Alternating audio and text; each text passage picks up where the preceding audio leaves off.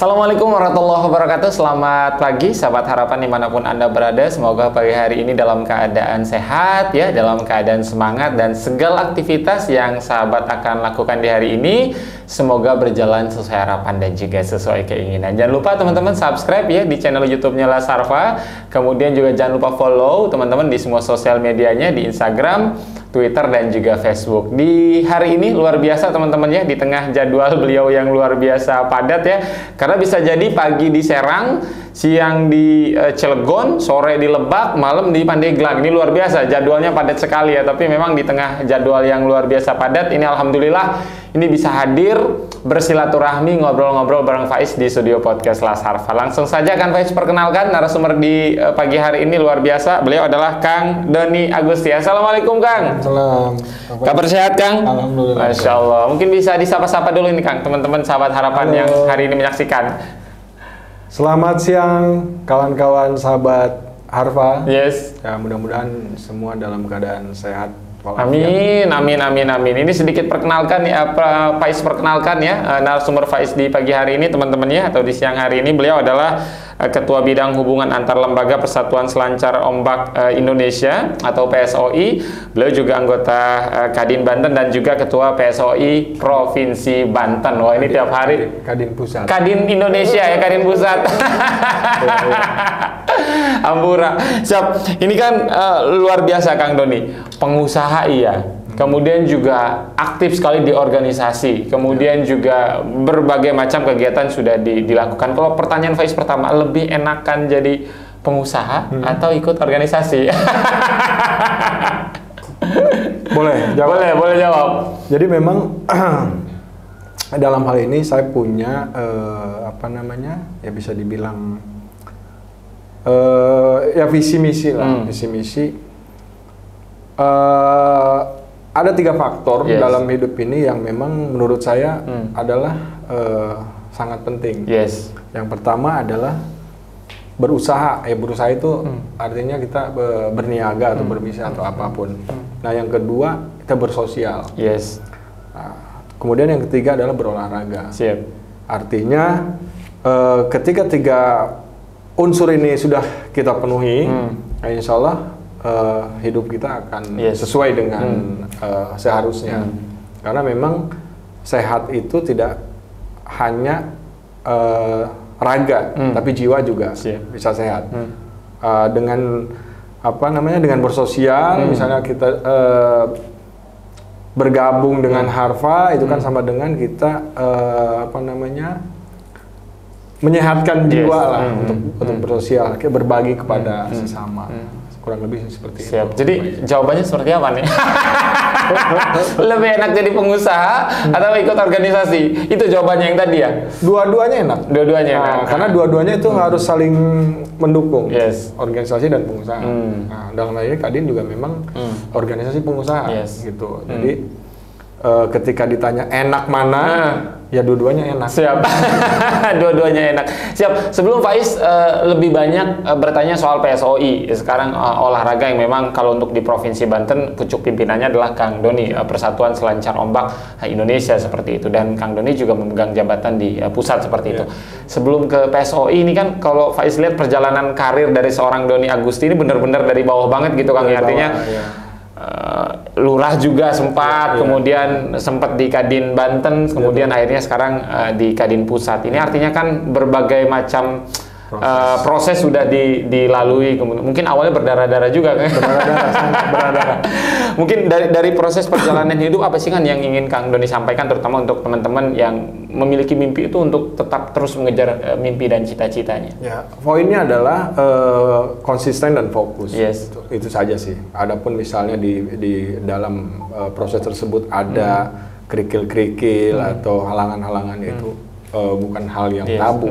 Itu udah menurut saya udah hal biasa. Itu aja sih sebetulnya. Tinggal untuk kawan-kawan generasi muda ya tetap semangat. Yes, kuncinya tetap semangat. Ya. Kejar mimpimu. Kuncinya tetap semangat, jangan pernah putus asa, teman-teman. Kang, artinya kan dari proses perjalanan karir dari awal merintis gitu kan sampai dengan posisi saat ini yang mungkin posisi Kang Doni saat ini banyak diidam-idamkan bagi sebagian besar orang gitu kan. Artinya kan banyak teman-teman yang mendukung, keluarga terutama orang-orang terdekat tentu supportnya tanpa henti siang dan malam. Tapi yang ingin Faisalnya kan bukan itu. Soal ada nggak sih Kang, selama proses perjalanan hidup orang-orang yang selalu memandang sebelah mata. Kalau teman-teman artis itu nyebutnya haters ya.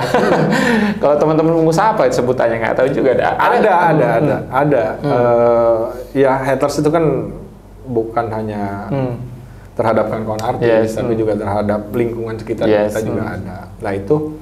Yang penting kan kita punya ya jangan sampai ketika ada haters itu adalah dijadikan menjadi sesuatu yang menjegal langkah kita. Justru itu adalah untuk mensupport agar kita lebih melesat lagi ke depan. Artinya pernah ya ada haters seperti itu? Adalah. Kalau yang DM gitu Kang Doni, misalkan gini nggak dirawin lah, biarin aja. Biarin aja. Terus aja melaju. Ya. Siap. Jadi teman-teman haters mah di mana-mana, sebaik-baiknya orang juga ada aja nggak suka. Nabi Muhammad, sucinya Nabi Muhammad aja hatersnya luar biasa banyak teman-teman. Kang Doni asli Banten, putra daerah, lahir dan besar di provinsi Banten. Faiz mau kasih challenge dulu nih. Asli nggak nih KTP-nya bener-bener Banten nggak nih teman-teman ya? Sebutkan 5 tempat wisata paling keren di Banten. Carita, tanah kelahiran sudah pasti, sudah kuduga pasti jawaban pertama Carita. 2 Sawarna, 2. Kemudian 3 Waruwangi, Bukit Waruwangi ya, siap. Siap. Keempat itu Tanjung Lesung, siap. Kelima terakhir. Ujung Kulon. Nasional Ujung Kulon. Semuanya bertemakan laut dan pegunungan ya. Sebetulnya masih banyak. Karena saya dikasih kesempatan cuma 5. Siap, boleh. Keren, lulus. Satu lagi tapi challenge-nya ini Kang Doni. Sebutkan 5 makanan khas Banten, harus tahu. 1 otak-otak. 2 apem mana? Apem Pandeglang. Yang putih itu ya. 3 Bandeng, pecak bandeng atau sate bandeng lah ya. 4 apa lagi ya? Emping boleh. Terakhir satu lagi. Apa lagi ya? Angin lada khas Serang ya. Boleh, siap. Keren. Bener-bener KTP-nya khas Banten nih teman-teman, KTP-nya Kang Doni. Kang Doni artinya kan kalau udah lama di Banten model-model kayak pisau, golok itu udah kebal lah ya kayaknya. Enggak juga. Kita dari teman-teman tim kreatif sudah nyiapin nih di belakang ada pisau, ada golok, bisa dicoba langsung sekarang. Boleh, silakan. Tapi terlebih dahulu nih coba.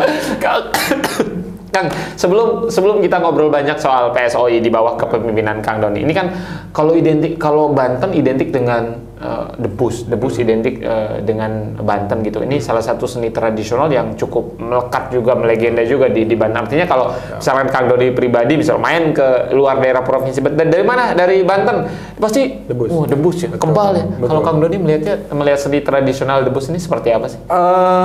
Ya itulah apa yang tadi disampaikan Kak Faiz, bahwa Banten adalah debus adalah Banten. Dan saya pun sebetulnya keluarga besar ya, ada di bagian itu sebetulnya. Kayak kakek saya pernah jadi guru pencak, KDH. Nah artinya dunia debus itu bukan sesuatu hal yang baru buat saya pribadi. Dan saya jujur memang secara pribadi sangat kagum dan siap support untuk kelangsungan debus itu. Makanya ketika kami di Selancar, ketika kami mengadakan event surf contest, itu kami selalu sisipkan di dalam acara puncak, di dalam acara seremonial pembagian hadiah, itu pasti kami sisipkan. Entah itu debus, entah itu rampak beduk, kemudian ada satu lagi saya lupa itu namanya. Buaya putih gitu ya. Ya pokoknya kesenian tradisional. Siap. Jadi memang kesenian yang memang harus kita jaga dan lestarikan. Betul. Sampai dengan saat ini. Kang Doni artinya kalau kita ngomongin soal Persatuan Selancar Ombak Indonesia, artinya kan kalau Faiz lihat dari backgroundnya udah anak pantai banget nih. Udah tiap harinya yang dipegang itu papan surfing gitu kan, dan sekarang memegang pucuk pimpinan di organisasi surfing di Banten, bahkan di tingkat nasional juga Kang Doni punya jabatan yang cukup strategis. Mimpinya seperti apa sih Kang, minimal untuk Banten dan Banten dulu nih, atlet-atlet Banten seperti apa sih? Saya pribadi cenderung kepada agar anak-anak muda di Banten bisa berprestasi, kemudian bisa bersaing dengan minimal dengan provinsi-provinsi tetangga kita, itu saja. Kenapa? Karena di dalam selancar ini, dalam surfing ini bukan hanya olahraga, bisa juga prestasi, bisa dijadikan prestasi ke dalam akademik. Jadi ketika misalnya ada kan beberapa kampus yang mempersyaratkan prestasi jalur spesial. Kan? Nah, ini dari selancar ini bisa gitu. Dan saya berharap, kenapa saya selalu menggaungkan, mengkampanyekan ayo berselancar, karena memang selancar ini bagian dari sport tourism. Jadi ketika kita berkampanye selancar, itu secara otomatis kita sedang mengkampanyekan objek tourism. Siap, sepakat. Gitu. Karena multiple efeknya akan terasa banget. Itu. Ya, multi efeknya akan ke tourism. Gitu. Jadi wisatawan datang, belanja, shopping gitu kan. Kemudian imbasnya adalah kepada ekonomi masyarakat. Nah, itu yang terpenting. Kalau di Banten spot yang paling keren mana sih? Sementara ini masih Ujung Kulon. Ada Pulau Panaitan namanya. Memang kita saat ini kita terkendala dengan akses ke sana, akses yang sangat mahal.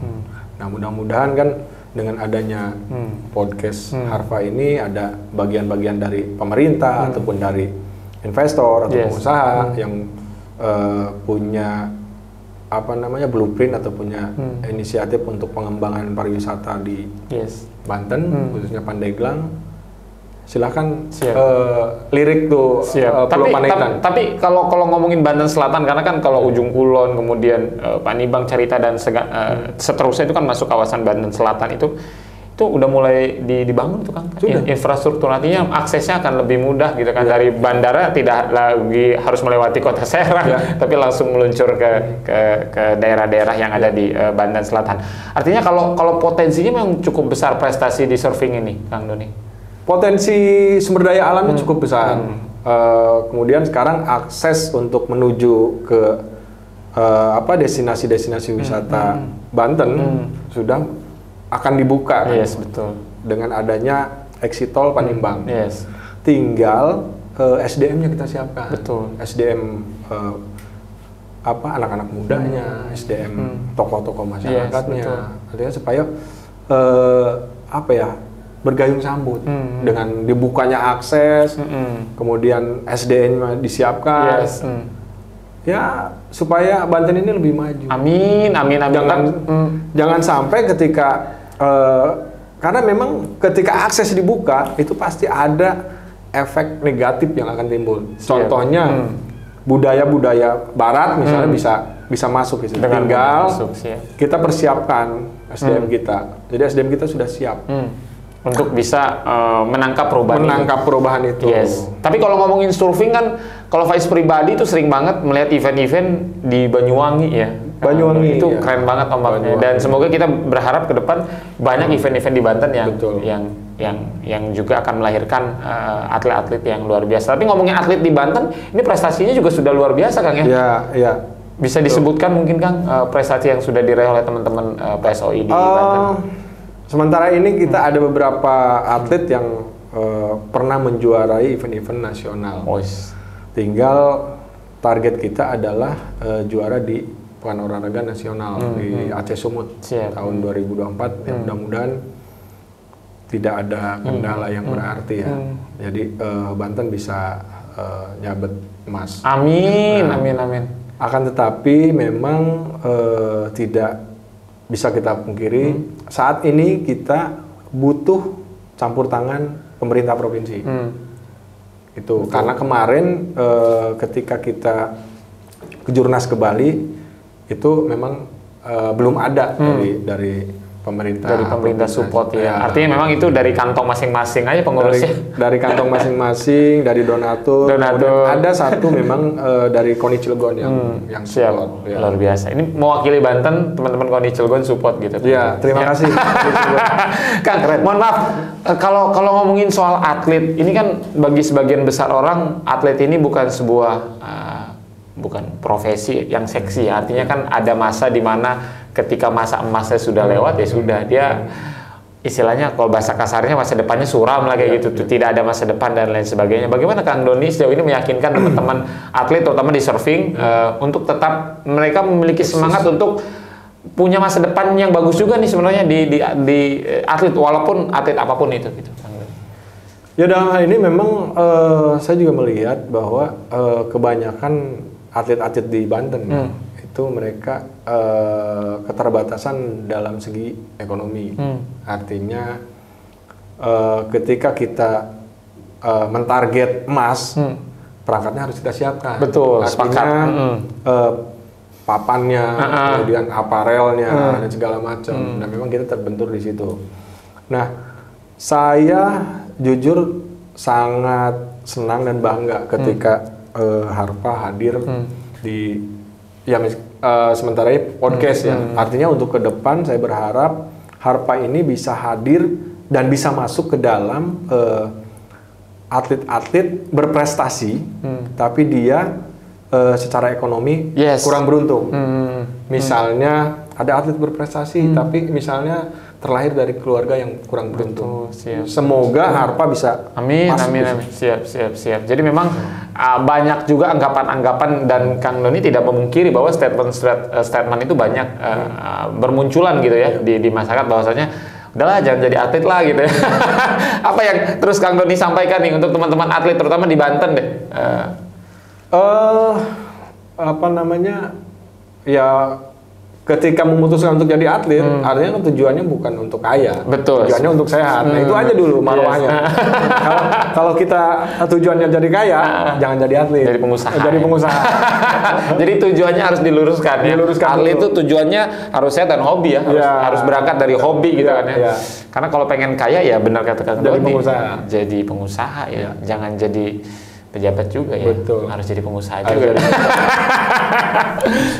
Bentar lagi kan kita akan menyambut Olimpiade nih Kang ya di Prancis. Paris, tentu ada banyak hal yang teman-teman siapkan dalam rangka ya minimal kita bisa berbicara banyak lah di Paris. Seperti apa langkah-langkah yang sudah Kang Doni lakukan di PSOI sendiri untuk menyambut di Olimpiade Prancis? Iya.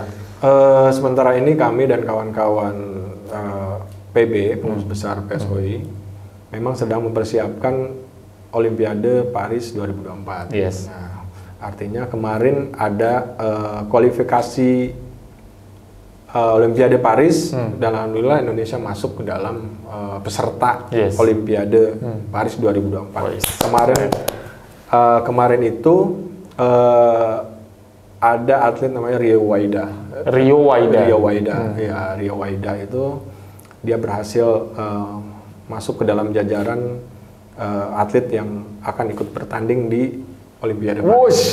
Mantap. Kemarin itu Rio Waida, kemudian ada Ketut Agus, mereka bertanding di Huntington Beach. Yes. Ada berapa banyak Kang untuk surfing sendiri yang dikirimkan? Tiga atlet ya. Dengan nomor yang berbeda-beda.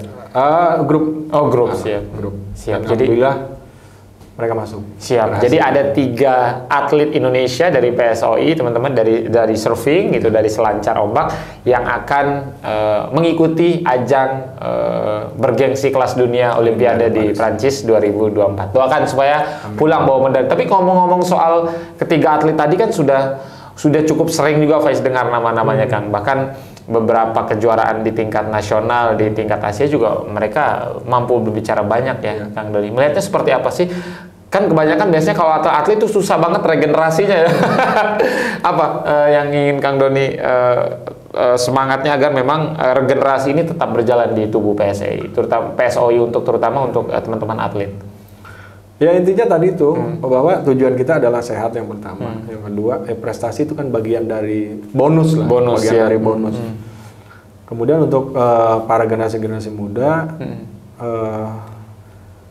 surfing ini adalah bisa dijadikan bukan hanya olahraga, tapi bisa dijadikan media untuk bergaul, pengembangan diri, gitu. Nantinya kan ketika kita berprestasi di dalam surfing ini, kedepannya kan kita jika ingin menjadi pengusaha itu tidak akan terlalu berat, karena kita sudah ada nama di dalam organisasi itu sendiri, gitu. Jadi, artinya secara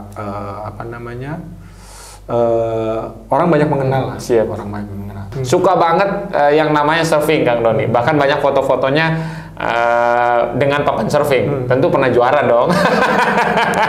Juara prestasi paling tinggi itu juara berapa, Kang dulu? Jadi memang kondisinya surfing sekarang dengan surfing dulu itu beda, jauh berbeda. Bedanya kenapa? Dulu itu kita untuk punya media papannya saja pun harus mengeluarkan kocek yang cukup banyak. Jadi dulu harga papan selancar itu yang paling termurah itu 7 juta. Cuma papan selancar. Itu paling murah ya? Paling murah. Kemudian olahraga mahal berarti ini. Kejuaraannya pun terbatas. Dengan faktor biaya yang sangat mahal. Jadi pada waktu zaman saya memang belum ada kejuaraan nasional segala macam, paling event-event klub. Ya 3 besar saya pernah juara. Itu walaupun memang tidak itu tingkat provinsi. Tingkat provinsi kadang bisa dibilang biasa kita ikut kejuaraan di Jawa Barat di Cimaja. Jadi memang surfing ini olahraga mahal ya. Olahraga mahal, makanya kebayang dulu ini harga papanya 7 juta. Kalau sekarang berapa ini, Kang Doni? Bisa lebih mahal? Lebih murah justru. Oh, justru lebih murah. Lebih murah kalau sekarang. Itu paling yang harga-harga 3 juta juga ada. Kenapa dulu lebih mahal ya, Kang? Karena keterbatasan yang pertama shaper itu orang yang bikin papan. Itu kalau dulu jarang. Nah, kalau sekarang sudah banyak. Artinya persaingan di dalam usaha jual beli papan itu sekarang sudah banyak. Dan sekarang mungkin orang-orang yang suka surfing akan dimudahkan lah ya dengan harga papan seluncur yang jauh lebih murah ketimbang dulu ya. Mungkin pilihannya orang ketimbang 7 juta buat beli papan surfing, mending buat beli motor. Kang Doni, tentu kan ini Faiz paham betul di tengah kesibukan sebagai anggota Kadin juga, pengusaha juga, ini kan juga harus mencurahkan istrinya pikirannya untuk bagaimana membawa PSOI Banten ini juga mampu berbicara banyak di tingkat nasional dan PSOI nasional mampu berbicara banyak di tingkat dunia. Sempat ada perasaan capek, lelah dan lain sebagainya. Dan biasanya nih kalau seorang Doni Agusti capek itu biasanya hobinya ngapain sih, Kang? Tentu punya hobi selain surfing ya. Biasanya ngapain? Karaoke kah atau apa seperti apa? Ya memang betul saya ada beberapa hobi ya. Salah satunya memang di motocross. Jadi bisa dibilang hobi kecil saya itu kalau orang anak kecil pada umumnya kan main bola. Nah jujur kalau main bola saya nggak bisa memang dari kecil. Karena dari kecil memang saya sudah lingkungannya mungkin lingkungan itu surfing dan motocross. Jadi ketika saya capek untuk surfing, ya saya main motor. Sampai dengan sekarang. Luar biasa. Nggak takut kan olahraga motocross kan olahraga yang ekstrim ya. Kalau bola kan ya paling ke tukang urut lah mentok-mentok bola. Kalau motocross kan repot juga, bisa ekstrim bagi yang nggak biasa mungkin. Ekstrim bagi yang sudah terbiasa. Justru olahraga yang memang bisa memacu adrenalin dan bisa salah satu hobi yang bisa merilis stres juga ya. Artinya di tengah kesibukan yang dahsyat kemudian juga main motocross ini bisa lumayan sedikit membantu lah untuk fun. Saya pernah jatuh, kan? Sering. Pernah paling fatal kondisinya seperti apa? Tangan pernah patah ini. Tangan ada bahu di sini pernah patah. Gara-gara motocross? Oh iya, motocross. Nggak kapok? Enggak, insya Allah. Karena memang ya justru tantangannya itu di situ.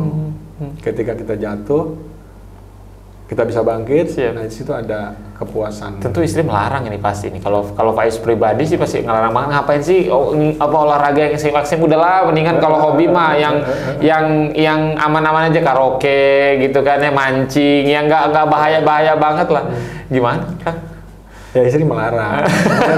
Karena sudah mendarah daging dan olahraganya saya cuma itu yang bisa, ya mau nggak mau. Egois dong. Enggak egois juga. Karena memang nggak bisa olahraga yang lain.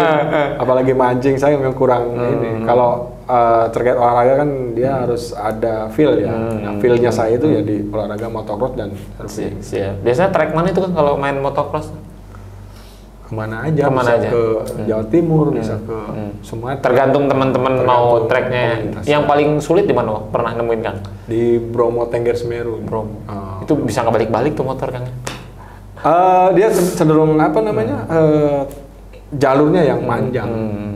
Masuk dari Bromo melalui Gunung Tengger dan Semeru, keluar di Malang. Biasa motornya diangkut tuh ya? Diangkut baru jadi nggak misalkan mau motocrossnya di Bromo, nggak Kang Doni bawa dari Banten ke Bromo ya motornya. Udah capek dulu, sampai sana udah gabut lagi main motornya. Kang tentu balik lagi ke PSOI ini, olahraga yang saat ini Kang Doni semangati kan gitu untuk anak-anak agar banyak berprestasi seperti itu. Tentu banyak mimpi, banyak cita-cita yang ditanamkan agar bagaimana PSO ini bisa mampu berbicara. Sejauh ini support pemerintah sudah seperti apa sih Kang menurut Kang Doni pribadi, baik di tingkat lokal Provinsi Banten maupun di tingkat nasional untuk PSOI? Kalau untuk tingkat kabupaten ada beberapa kabupaten yang mensupport pada pengurus cabang ya, pengurus cabang PSOI. Untuk provinsi sampai saat ini sih dari semenjak PSOI berdiri sampai sekarang memang belum pernah. 2018 sampai sekarang 2022, 4 tahun. 4 tahun memang belum. Ya mudah-mudahan dengan adanya podcast ini pemerintah jadi terenyuh lah. Amin, gitu, agar kenapa generasi muda kita perlu diselamatkan. Yes. Nah, kita melihat kurun waktu beberapa minggu ini kan banyak gangster motor. Lagi rame banget ini. Saya melihat bahwa itu adalah keteledoran kita sebagai orang tua lah ya, untuk tidak mengarahkan. Artinya ada yang salah di situ. Ada yang salah. Kalau kita arahkan, entah itu bikin sirkuit atau geng motor ya kita buatkan sirkuit, kita arahkan, kita supaya bisa berprestasi. Betul. Nah, Siap. Insya Allah sih saya pikir nggak akan terjadi adanya geng monster saling bacok segala macam. Mengerikan sekali ya. Ini kalau udah geng motor dan lain sebagainya teman-teman ya. Jadi memang kalau pertanyaan soal support belum ya, bahkan dari 2018 sampai dengan saat ini untuk provinsi kan. Semoga kayaknya harus berprestasi dulu deh.